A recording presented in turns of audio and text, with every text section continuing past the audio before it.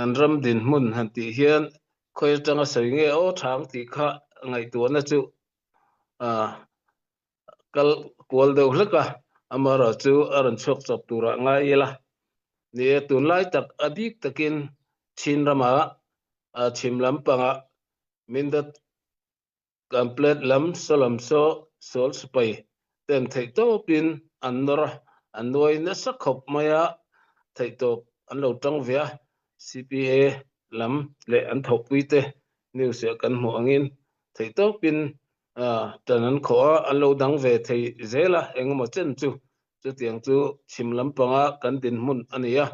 keini chinlen mar lam panga I chon tuna tak hian indona aum che lawa kan re de thrap maya falaman ran nor nul anan lak nu le tedim lam anan lu del le nu khan salama helaya minong leya India tanga ahon nu khan border threat kalpui tumin ahonga helaya India alozin po khan sumdong mi million tak kroni kan ti ho kha aron hroi tok nin kan ria chung tenen chon an hong kha border threat kalpui thei turin first priority tamulam kong andor ta kalimi ule tamuin kar andora khampatte anla phei duai ti kan ria khangte wang khan keini lama hi chon tuna ri chon indo boina kan nei che lova amai ro chu an local ngei don ti chu achiang sa leiben thel angani engti huna nge an local don ti tu man kan threlova chumi awang son tuna han theang to kin kalin buat sai me ka in buat sai na akal ve map me ta chuan mamo le cha khai mamo hi kan nga khop maya furpik alonia chu ta chuan hei ringkot te kan mamo teu maya ro surkara anram choin ral daulo ma se po sanga duty ngaya thawa thaksi engamo ran nuinan se anbol shom takin kanram anvengani keini tiole chevel kho chunga thamong takani tina kan na tho ngai kan tho thei chan hi kan sipai ten kan hriat phak lowa kan ram china rammu in ram noya thau thak le ro surkara buk in khorlum na mumal po nei lovin an oma chutianga min ven himna azara khamuang taka om thei kani chowangin keima mi mal thir dan chon tun fur pik chung hi chon sol sipai kan ti te hi leila matang hian anran chau pe engem akong cheng chenen ro tamnen chowangin chumi chung te chu tu na hian in puat sai na kan nei via keini tan chan sia ni chowangin rampon lama min support tu te ramchung rampon support tu zong te tu ni tan hunani itang ram ang uti kha kan cha du masa chewa ele ina po momo kan nei teu boka tin kan hriat tur pakhat keimani pai chau nelo kan thok pui pol dang si pai te poin hol ngoram min ven pui turin engmaza an local vea chung te po su intek kan ni angin ele in engkim kha kan lo tum sak an ngaya kan hau tak ve khop mai ni si pai zatel ni tin thalai rol jing zan cho anan ei chuan chame sei lo bu fai rungot po hi ni khat bek ni hisab deuh tho ania kan hau tak khop maya chowang chuan in theng to kin minan tan pui zel ro ti kha kan soi dewa tuna tak hi chuan keini chinlen marlama chuan in do boina engma omri love keima ni nakina minan nor huna tedim lama tang min nor don nge falama tang min dor don nge khriat anilova chumi tan chuan in buat sai na thei to pin ka in buat sai me ani furpik ania kong alo bin kong siam alo ngai nen transport in kalpo ahar khop maya na buk thar kanan saksang point thingcha khan thiar la ilo ahar khop mai wangwatkara kan naute ni tenan khosa chutianga an omzara khamong takin lo kan thawin na kan thok the ni ti kha min hriat pui kan doa chuta chuan mani theng to kin itang zelong uti kha tukena kan soi do ni ti chuan ke mani din muna iran zot chia lo min zo len tum thawin ka ria kan soi na lokanga tun lai hei media thil thalo do mai alara anran soya poi ka ti khop maya CDF ngol ngoram po an sipai hroi tu ina ban san ti te a ban chan te po moi lo tak mai nan zia ka Facebook media an post ya Mizoram po zona tam tak kadonga poi ka ti khop maya hei hi really poi kal tangin tukina kasoi doa pupui te hi adin mun kan hreveka mirisel lo tak mai nia samriat pariat buaina school no pang buaina atanga rammuwa revolution barama federal democracy alodin so thaina tura lo sual tu ani to ni chu tiang chon kachin rama te kalin thaito pin ma an lo la amaro chu engama chena khan achol sana tun tuma po risel lo chung ina a oma ama ibar jonna akal puya na thok vea an thin tok angin company te dinin na thoka amaro chu holngo ramen revolution kan tel ve tu le ni HPO CDF holngo ram armed force po kan nei ve tu le ni ti in armed force te kan han din vea holngo ram din chok le turin ma kan lak ve ngai tun hi ahunani tun revolution kan tel ve lok chuan kan pi le pu te ram hi kan din chok zodon lo ti in armed force kan nei vea amaro chu ton hriat nei kan om lova tun revolution na ir chu amai ania wangin sipai armed force an in kol kha kan har sat khop maya kum khat po avei ma khanin kan in kol lom lei theilowa kan dar sar zodon tak ngel khan kan hria chuta chen eng po ni se aton hriat nei deuh ram mangai tu ne bok pupui te hi iso mangu thani khatal min pui turin kan tia thani vel min pui turin kan cha chawa risel lo na khreng chungin alo kala apoi mo zia min hriat pui wangin thani cham tur chu hei voin ni thangin bin cham chilta ram noya no panga ria puya khowata ro sur dia kara aria chila risel lo na chu kan hria ni tin insulin vai thum vai li in chi rengania chu tiang tur chung chuanin ram noya no pang aria pui thina ni alai na tom thin khop maya no pang man sipai rol tela chu fel tak anom lain fel rai theilo an lo om ve kol tong takin ma ta thong ta khania nu sang khat hrin michitang mun sang ami revolution tuile in pe piang kha kan hui kho man nia khatiang te en kol khi ha thak me ke ni chon cholkar khat po kan tlin lo tur thil ania cho wangin voini khengin dap lo le chak lo chung ram noya aria pui thin hi kan van nei ema HPO CDF hongoram voinia kan khen chin kan khen theina po hi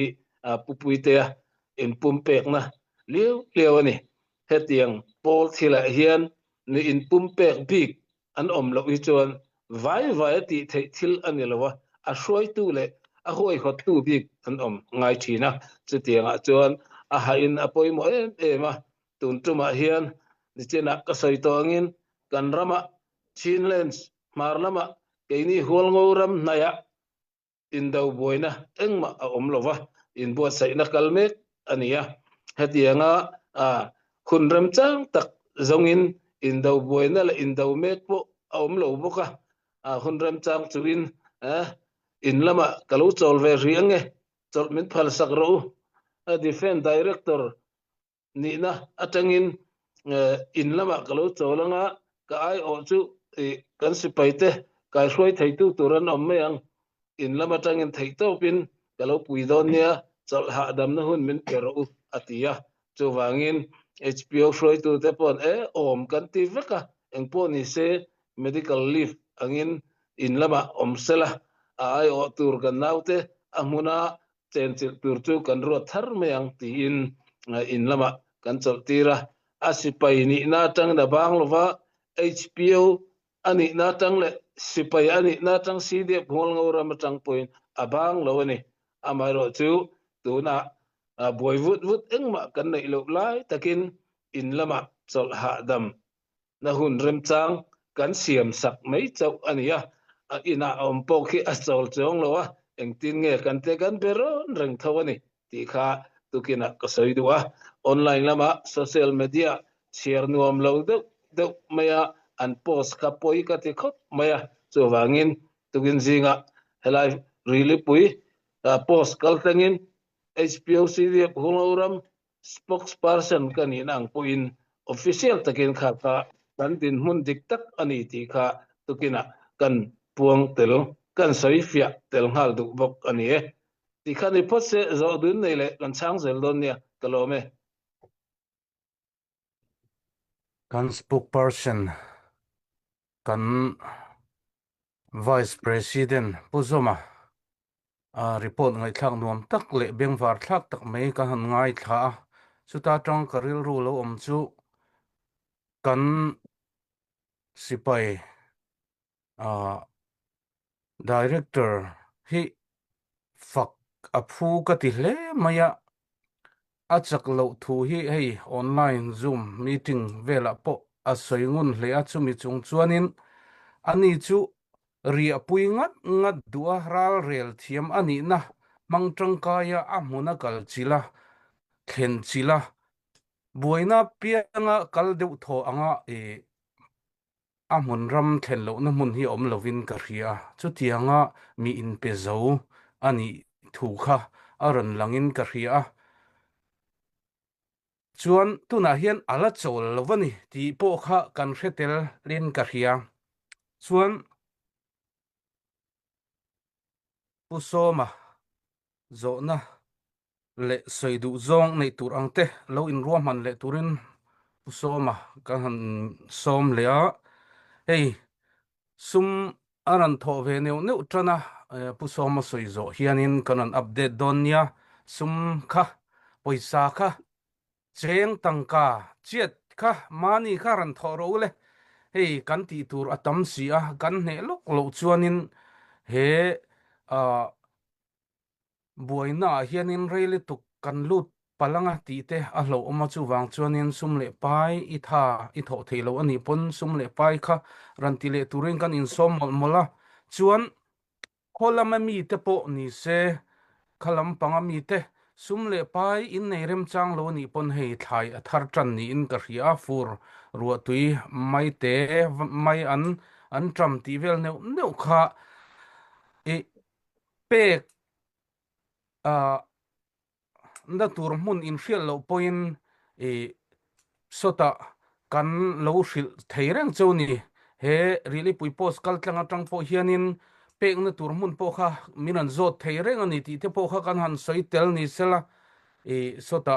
ni china kan spokesperson na soi angin mitam tak huang min ven pui tura sipai an omani chung te eile in chu bu fai chu wa pek chi an nilawa kan thlai thar kan thlai na te po kha petel han tlom ngai le dial donation han peturin kan in som tak meu ani pusoma tunlai kan bo ruaka khovel virvela hian enge kan mamo angle kan hol ngoram te chin hills te hian enge kan mamo angle eng khinge kan chakna tur ni ang ingai dan te le soidu ine ang chi te japan ram din muna tang te point ni se i thlir dan zau takin min soi sak turin kan han som che ni thai tiang ang kha pu moderator kalome le zo da thatakania thu pui zia kan khen fu phalong te ro chu ka lao le wel maya le khami kan soi lu ma in voin ne hianin ซุ่มกันบ่นี่ revolution อ่ะยันตรงใจน่ะป่วยหมดเตเมียวไหมกันตรงใจงาอัตกากันโถชัววันนี้กันเตลทีนะเราเรากันเตลทีนะสู้กันนี่ซุ่มเฮียนินกันเตลทีนี่คือจะป่วยหมดไม่มายาซุ่มกันนี่ลงส่วนกันสิไปเป็นหวยเส้นตะกินเดียมาเสียสิลายมู่เบลอมลงส่วนที่กันนี่ลงสุวรรณวันนี้เฮียนอันนั้นประคัตเจ้าเนี่ยนุ่นพาปะก็เสียมตัวรินทาวซีเล่ก็สิกะวูร์ได้วูร์พวดการะปูระรัวตุยเล่ฮัลพลุมาพออลุมสักการะitu ba beite kan pui theina hi sumle pai ani a sulaya chuanin polania mi pui ngai da ti nang vek thilawa soisel kan phal soisel ro achunga tangin pe thau chungin kan duanga thilakal lo na pui soisel kan phalania ron soisel ro achunga tangin chati khati ka ngai da ni loก็ปิดโตดมเหล่าที่ยังที่เสียอีจูปุ๋ยถิ่นเสียยังไงเหล่าที่กันสวยเตลตัวนี่ตัวน่ะกันรีวิวสันตาน่ะที่มีเทียมเดียวสวยตาน่ะพอเฉวียวมากันโมดานกันไงดานนั่นเดียวเมียวกันสวยเวทียงเขาตัวไงตาอีละตัวน่ะยันนินอันสวยที่น่ะที่นี่อาจจะงัดทักpolitical platform dictator min opring awangin hetiang chan se kan nei ngai lo awangin mun khata ral dawa thil han ti ho hi kan le thiam lo dewa chuwang mai ani zo na thlak a chin zong hi chuanin til tak takai chuan kan thi sen zong hi chuanin kan le tang rol ve kan le an tiang lewin tuna chuan mun khata tran rol dan kan le thiam lo lai tak hi keimani chin se bi ga po kan sak lo na ni ti hi phat rol loin alang me ka ni chuwangin kan sak deuh ti ni til ti thei deuh ang kan hianin in lung rol hara voin nia kan ko pui then khat kan laksa ti kan han lo le vel etiang kara hianin kan rol poi mo zia kan se thar le tang rol le thei tura be sei na nong enga mo kan han hria te po hi kong le lama chon alom om len ka hria pathian hi nin ado the ni asiam masadu mi tan pui du ta se lo he thur ta se kha kan sakla ya khanin ke mani chong rela in pum khatna ril ru nei lo ta ila achunga khan na sajokin kan le boi the ni chuwangin mupui na fa te ha zen na chu abun nem armul nem lian ron lian chawa ling te thing tang te ato pa chuan an bua hai chiat sak veka chu tiang chuanin mupui hian na fa te zen ti ran tiang deuh khan ke ni sin se thi 100% chu ni chi alo ma se 100% to Christian te kan nei kan tong tai vek enga nge moin nia kan tong tai na taka kan be se anga le lan mai thei lo nia lang nia ka hiat chu ado theng hi pathian hian in mi tan pui don pon siam that ma sakadu pathian lung ni pathian che don chon pathian lo mangai kan rel ro kan che je kan thing tieng ki ma chu ti lo chuanin pathian hian a chingai lo ni ti Israel pa te ralan do na po khanin ne nan chan le an tlom ta ka pe khanin pathian lung oi na le lung oi lo na khanin putam taka hilani ti kha chiang takin kan muthaya wen ne hian kan in pum khat theinan heti maya kan chak chuanin ti mania til ale fel lo wangin kan buzol hi pathianin min hai dar sakri hemia tanga rel ru in pha niam taka unaw kan ni na lung rol taka kan be chawa chumia tanga pathian ni na hi na min te do wang te niang em o ti te hi ril ro alo lang o da ni chu te ni lo chorin hei kan hia a koram ho phone lo soi ta ila revolution a khanin ka mo dan chuan NUG ตะลามกฮานินตุนาเฮียนินโลอินฟอกคอมเวทถีตาลีละเกนี่ชินเลนกองซิลจูเฮตาโลมาตังอินNUG กันโลจอยตาอาเทนขัดเตarmed force เลียนตักอังซีเตคานินง่ายสร้างโลรูเรียวนะโมอิงวังโมลุงล้วนละเสียมถีโลนะคันนี้กันตาส่วนจวนินโคเวลรัมกันเทนรัมจีนาโมอินเดียหมกเตโปเฮียนินมีเตลปุยดานสินตกอีฮาร์ซันตีนี่จีนาโปเฮตตีระอีจวนินzaiin minaw nga hi athop lo ti kan hmoa amaro chuan kallan kala keimani apum khatna mun khat ta kan om lo wang hianin atopa chuan min ong le zo na hin a let le ni in a langa chu tiang bokin kan then om ram India ponin se theito pa min han ti do nin keimani chunga akoram pum chu le soilo in pum khatna lom khata hianin revolution be tu te kan om thei lo na lai tak hi kan then om ram democracy ram lian tia kan ham dem te po hi anok ta khan en chuan kha tiang kha kan lo ni ram pakhatina an support ve u ka nga khan na po om lo dar noi ko ram pum huak sei lo ini chin state ta po Chinlen Council CC le CBT in voin ni tengin kan le chen dara tunge an biak du pan ron dor ber tu hian chelo ni kana na ching ting nge tran pui na teyang to ka min support na teyang India ni China ni ko vel fuak USA ram lo pui ber ni amo ram huwa pa po hian keima ni mi pui revolution be tu te hi mun khata lung rual na in fok hom na lian tak pakhat ki kan ne nge ngai ni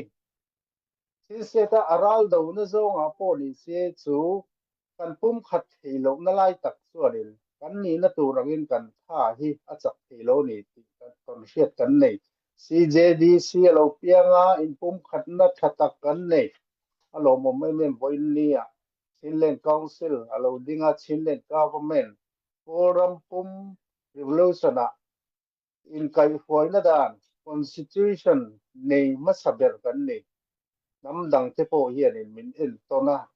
tuna Chinlen Council a hianin department sang ani nang takin kan kala heng te po hi kan unaw forama midang ho hianin en ton slak min tia min fak weu ni ti lai takin hun kataral kan do thi ri lo hi chu apoya Chinlen Council a po CJDC aral do zong zonin kan loting lem lo ni kha MOD nia MOD po effective takin ral do na zong ai chuanin kan le loting lo tuna hian kan phoi tu ten rom man na an siam me ka ken pin tran to a beidon sang san lowang ku til for om tak in ma kal mup mo bani katilaya khanin chimpi asuya tamarong nge ka poi ai ga po lo ni si chimpi asuya tamarong Chinlen defense force ang leu khanin one uniform one budget one controlling sipai mun khat angin ton hi asing same ka ma lamu mu pa mun thin khata chuanin amalak na po mo turin omme kani tianga kanin pum khat chuan rei lowa CB nen po kan unaw te nen po hian mun khata luan za ho theina chan sang tak om ning kan sia ang khacho athui takin ne duang ra la tang chon kan phethuk lowei puzoma oma tula ti chu le soi le tu ra ngai ta ila chunga chuan kan ma thir hi be sei tur omania be dong lowang be dong lo kan ti ro cha kan nen ne don torin pakhat le ke hi wen ne yan hun hi to kheng kom thilo mai thia ril ro om zong zong sei deu ni pon min lo the thiam ula ale peka te ka soi man lo ta kin tuna yan mi thu soi tha ka di deu kan copy chonga ชินลงเมเดียคัดก็ง่ายถ้าสลายงูเจ้าจงตีนึงกะเทียถ้ามีค่านี่ก็เรื่องรวมเย็นนี่เม่มายาช่วยเงี้ยติส่วนตูน่ะเฮียนอติมีเราไงฮี president na in pek diklo taka amale ma president na in pek katanga niza project mo sunga hianin khovela apik chavi tidang lam thei turin alo laksa to te po khala le ta in kai foi na in op nei ka control ani ti do in thei to ka chwa kung mun then khata te TNLA te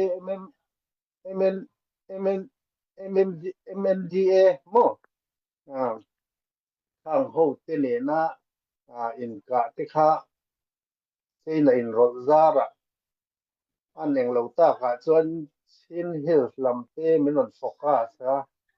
ei to pin aron be me ka ni lai asoya chuan tha ka ti em chu halaya kum niza project a khanin thei to pin aron be chho sin hills alaksa te ron la le ta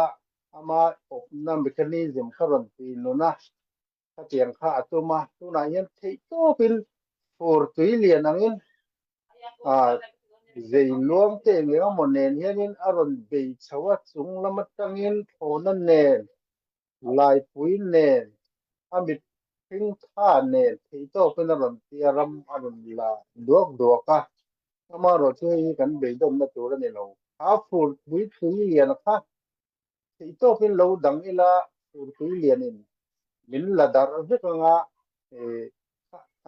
kha tianga ni kha chuanin tur chuan kan lo kian zok hi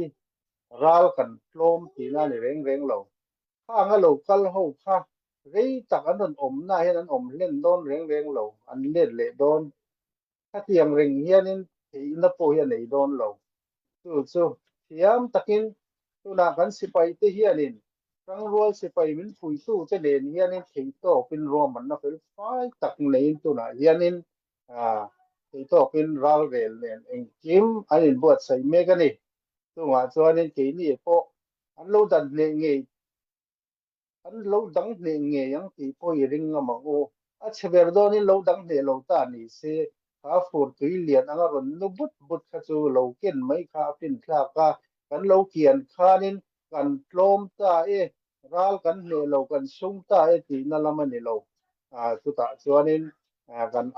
kan ril lu be dong lo kan ti chung chuan he revolution a hianin kan tlom reng lo ti kha kan sei tel do pen ka soi fo thin kan en ton na tu nai ber pakhat ke mani bu phak ve to mizoram lo chiang kum sang ko som ruk paruka ramamu sang ko som riat paruka sarkar nen india rem na nen an lo honga tuna chuanin state ralmong berzalen ber central state in naute duat takina duat ni kan mo kumia kalkong kon lo en taila ahun lai khanin ke ni angin kho pui che thut silin zalen takin nom lo zo kania ram noyan oma anin pela an lo in ambu sa yang khanin nasa takin lo be ya lo be ke ni chu tu na joining manik ko ye te nei mun tina asipai kem kho pui chuwa kan le lak lo te po khi an kem chuwa an om mai in opna kai foi na zalen takin an mechanism hen kalpui ngam lo asipai nge po zalen takin kho pui an lut ngam lo achaber do in ron lutin kem pakhat khata ron thu po ni se an che thei don chuang lo ho na tang hian in chin state hi ro relin an op thei don lo reng hei wai thual te jet fighter atang ron op thei ni lo chu wangin achaber do in enga mo kan lo lichina puzama soyang khanin ini border threat omna ri khodar vel hi chu adot dota ti roi to min ron nor le nge chu be se yom amaro chu khang huna po khanin roman na fai tak nen kan ho tu ten an lo dangang a thei lo berani pon kha tiau tui lian no tak kha chuan lo kian khanin kan tlom reng lo hala ya khanin mun khata ron om ma se an pau chou yi yan le ya an mechanism kha kal thei mia lo tur hian kan sipai te hian an siam dong tho chu wangin ke ma thil ti thei lo in eng ma ti thei lo an om venga chu tiang vel tu chu kan ni be dong lo ngo hei chan ke kan pen to a phur takin ral ramba silai buanin kan vati ve thei lo ani thei amaro chu kan nei sum mang te tong trai na mang ten be dong lo wa kan ti chung chuanin he revolution a hian ne na kan changanga chu voin nia kan hre om na chuanin kan tu chuan kan fa kan malam hun ta na ro rel na in op na system dik takhi kan siam chuakanga chu thil poi mo tangani voin ni rei lo te ta na kan lo thok nom na ta na sipai eng lo ang hian ni kal mai ang u han ti chu in sum ram ang u he tiang tur hi ngai lo ram siam thatura system selituk in opna selituk ti tur hi chuanin aphu kha aman kan pek ve ngai ni kan nei sum thei to pa kan pek ngai kan nun tam tak kan seng to he revolution hi tha lo in thei to pili support ang u kan soi sel ani pan soi sel thiang poisa pe chungin support chungin li soi sel ang u chu wangin lung rol na nen ma pen zel ang u ti kha ka in som do ani ka lo me pu moderator Puzuma chanem ngai na okam ngai thla kan nuam hle mai tran rol apoi mo zia thu chin hil chau po ni lovin hun sang sanga tran rol apoi mo thu aron soya chutiang bokin kan tran rol lo zar na satak kan zawa kan nat pha thi po an tam pha ni te poin a hriata as ron soina kara khanin chuan kan malam thil tun ma thil tam tak mi kan ram dep mai hei kan u naw te Mizoram chanchin tang po aron soi angkha ril ruwa sherengila thil hi olsam taka kan ban thei hi ahlu lo lek thina har sa taka kan ti hi hlu tak hi ani ve thei ani chutiang kara zinglam zurui tongkam ang maya tu te mo dema ti mai khachu insum shramila real roofing takle thil sei thu sei ngai thlain don thiamila kan ram hi kan nei le ta kan dikna chan vo hi kan ti ngei lo chuanin kan fa tilam thlengin kumsom sari aron veile meyang ti alo chu wang chuanin tun hetiang kan ding ta sa chu sumle painen thei tok I tang ho le dial ang u ti kha kan in soma chuan hei zel pek na tur kha online a khianin really pui posa khian pin ninda in a oma USA te India te Australia te kepe Burma te puin apek thei a heng hi tang ho leng u ti kha kan in som ani chuan hei mi thil phalte ming karon lam leanga pukap kunga dollar zani pusei khuma dollar somnga puvan loma dollar somnga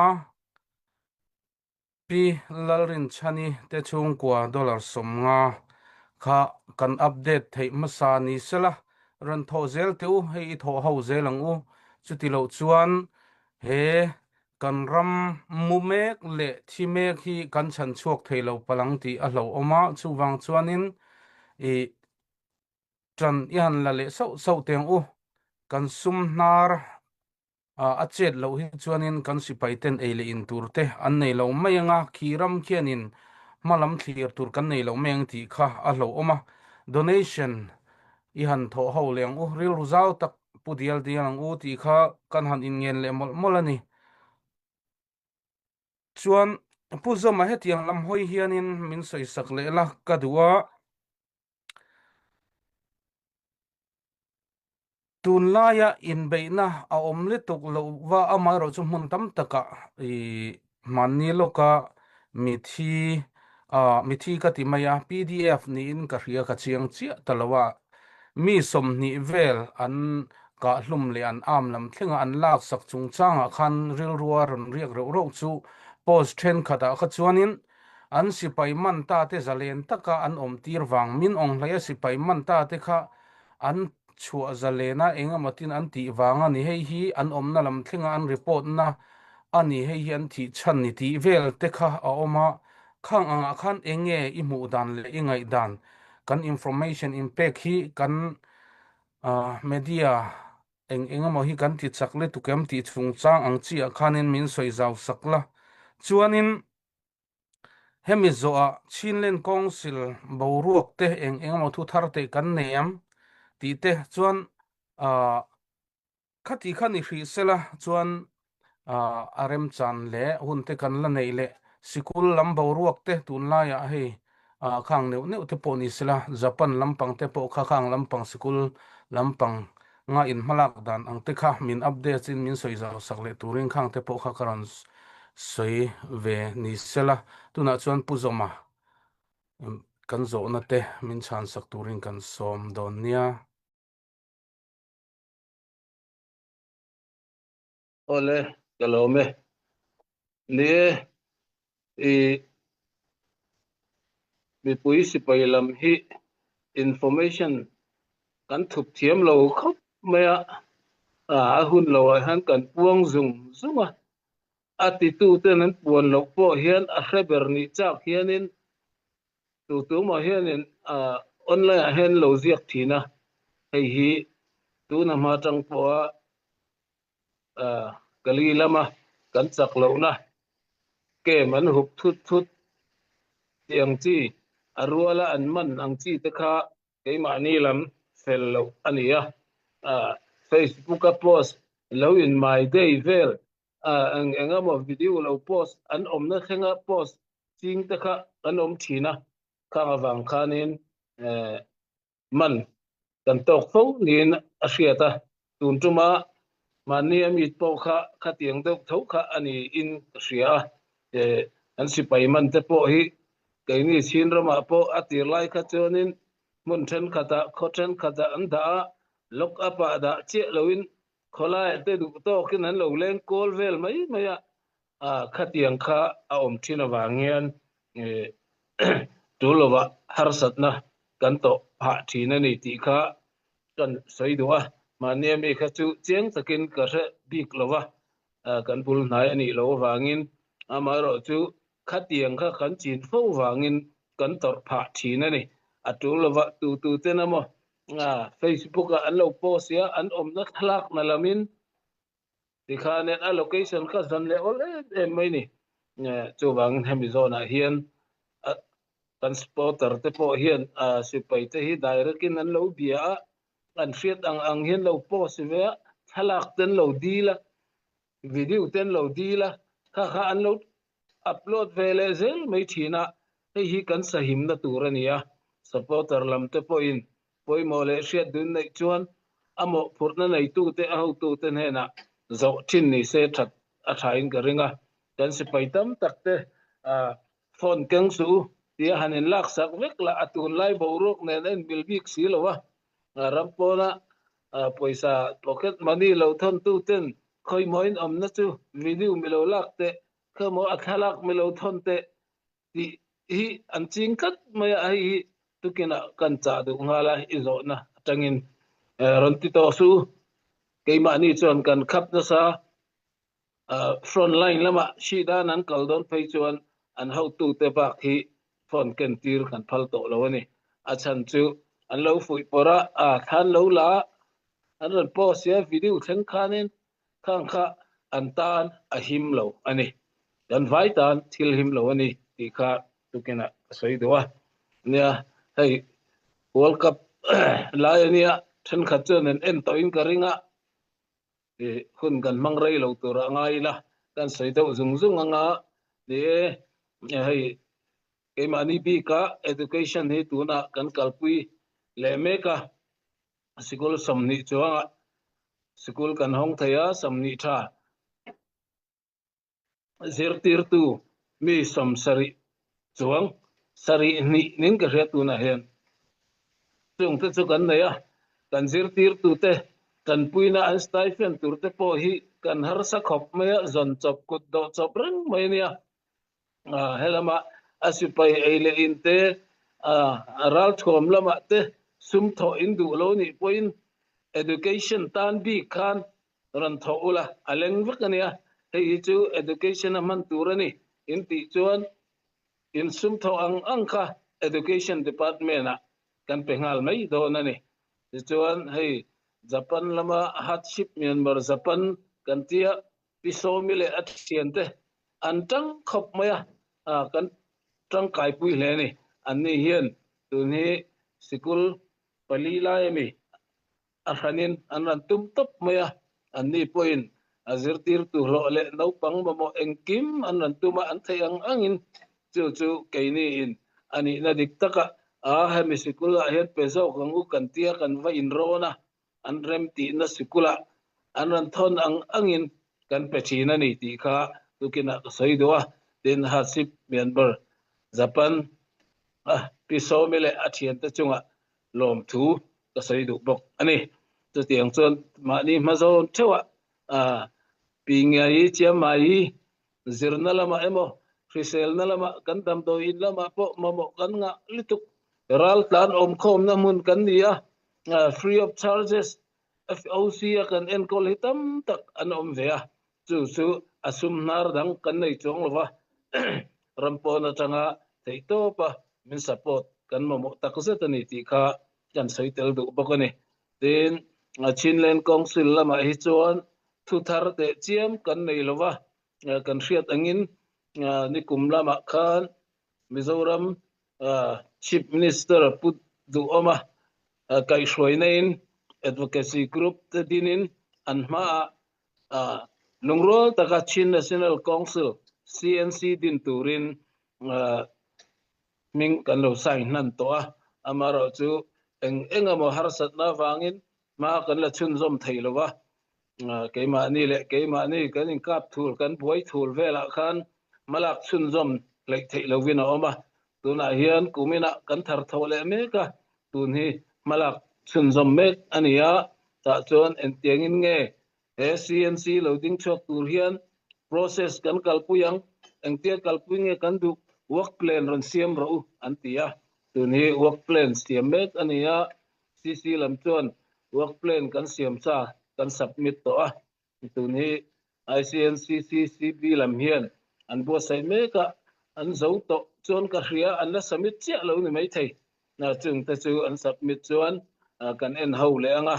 chon hatiang chi en process work plan omse step by step in ikal puyang u ti kha kan ma chop ania chung hun alo than chuan arang theng bara ti thei turin tun hi Mizoram unaute advocacy lamten ma min lak puya min beidon san thri lo hi kan van nei tak zetani hemizona hian kan lo kin ngei theinan ramchung rampo na omte kan tong trai tam apoi mo nichina puso ponaron soitoa kan en lungrol kan impum khat lo chon Chinlen hi ake dar vekang tuna hian dar na sa jok don kan chakna tur chu in lungrol na ni tan rol hi chakna ni ti hi kan soifuwa amaro chu atan rol dan hi kan thiam thin lowa khoi tanga bultan tur nge engtia ti nge hi kan har satna ania zofa te in sui khom zai relang u kan tia du lo tu ma kanom lo maro chu khoi tanga kan tanang engtin nge bul kan tanang ti hian kan tam thina kan mutana ni chu tuna po Chinland chung om ral thom ken group zong te somni thalai kanom in pum khat le in lungrol du lo tu manom lo Chin National Building chungchanga tho ho du lo tu manom lo kan du ovek amaro chu khoi tang nge kan tanang engtin nge kan tho ho ang ti lai taka hi kan mutan le kan buai na ber chu ala nizel ani amaro chu pathian kai hroi na zara le helama Mizorama NGO le sarkar te tan pui na zara kan len pum khat thoyang ti hi karing khat ani ti kha tukina kan soi duwa nia hai world cup online nia hun kan man rei in ka ring lo ka vei zong kan soi tlang ngal lo teng arem tura ngai la nia hai keini democracy kan khel vea keini chin rama chuan kan ute CNA 88 89 tangan tan to kum samli don lai ma an lo hruai to tuna spring revolution ami puinolin kanan buai pui ve ania heng revolution te politic reng hian a hruai tu big mi thanem ngai le mi in pithei a kongkal khria deuh te an angaya kai hruai tu kan nei apoi mo ani chuta chuan ka soi du chu kan ho tu te in soi sel le in soi chiat an tin lo na zon le an fel lo na zon ringot soi ching kanom hi apoi ka tia hei hi kan chak lo na ani chu wangin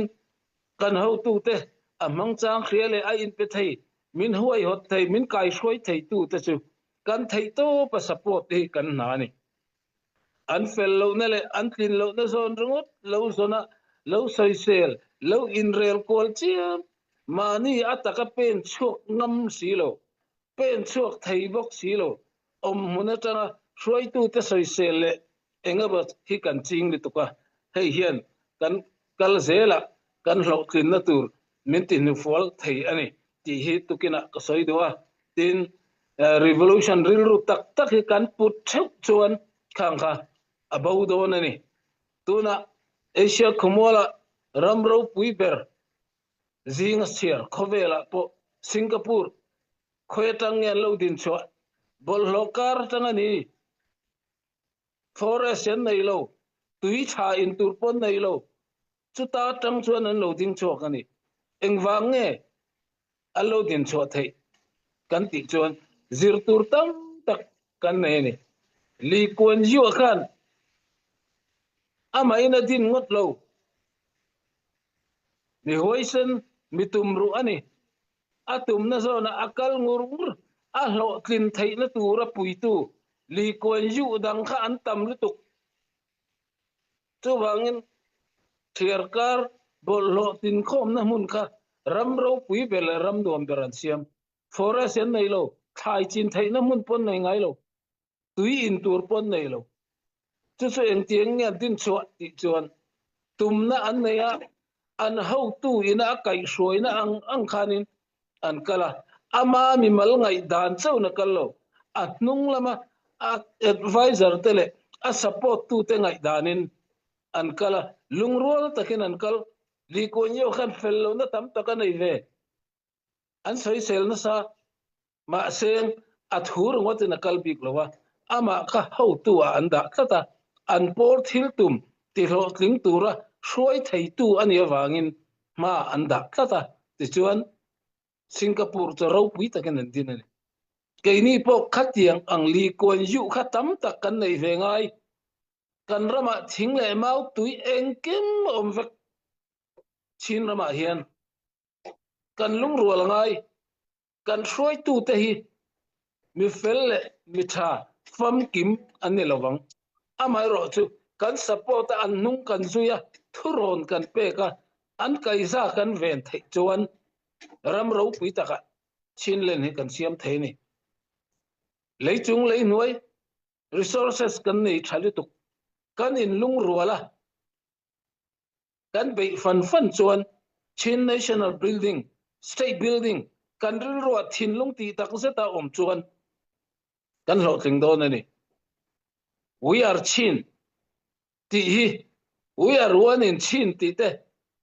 benara kan ziak khwa kan thin lunga lo in khir khan na ne atam lutuk chu wangin Chin kan i ti ril ru puin Chin nam kan din chua Chin ram kan din chua theina tur hian in pha niam a tur pon ka in pha niam ang thu noi rol de in ngai tlom tak rin takin herami idin ang u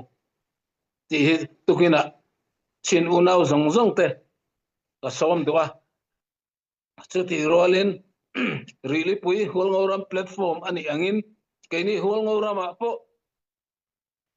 isingangu isirangu throi tu tha in pezo anom chon annung zui me angu athok reito ani reito ti in khak ti kwal le in soisel in real chiat kan ching lituk afu lo he HPO hi kum nga chunga president nga aber kan ni in real kan pe in soichet kan pe lituk tuna kan revolution a pol dan kan thiente atira tanga president na thak ngai mi alote GS la thak ngai mi alote ni te vak kan throi tu te a in pe zole a pen chuak thei te hi I support angu an kin lo na le an fel lo na so na advice ki pe angu thuro ni pe angu soisel in real sep in soisel kan ching le tuk hi kan than mo bo ka ni chu wangin tukina ordo wa ka soi du chu lungro takin ke pe angu machine kan ni a tu ma confirm kim lo thafam kim tu manom lo that na zone fel na zone tang kai na zone kan nei theu chu in muthiam ram ang u he kan revolution a lo tin nan hian in lungrol apoi mo a kan soitam fo trust building in rin tok na in rin ton na in za ton na hi kan mamo khop mai chu wangin tukina khatiang te ka vei zong kan soitel pha china tuma roya ka soitoa tuna kain po sai me ka tuilian ang main alaronte chau mai thaya chuta kain po sai na kan sipai te azarol te ni tin eile in fur pika a thau lo thau silen tak ngel pon dai lo thau si thau thakara mani phei thau si po ne lo mi se na de me hi oman tia an khote sikur ur theine chu tiang khop ram noi pika fur pika an riaka anin khulum na turte an tui pon kor ring kot ang chi te mamo tam takan nei an phai khok la he chezung maya ram chakra kong omu malo wak thinan ni chu ta mamo tam takan nei tu ma tha lo ngu iluang liam zelangu ma ni theina zon chawatang tan ila zelangu kan la lo khing ngei do na ni ne na chu lalpa ta ani ha pachian ma rin takle kan mi puita tan po rin taka na kan tho chuan ne na pachianin min pengei do na ni a hun le ni ro chu pachian thu ani hun le ni zong ti pachian ku ta oma pachian ruat ani ya engtik ni ange ne na kan chandon ti ro chu pachian thu ani engpo ni se pachian rin chanin tong tai chung zelin beidong loin malam ipan zelang uti kha tukina ortakin yan som du ani kalome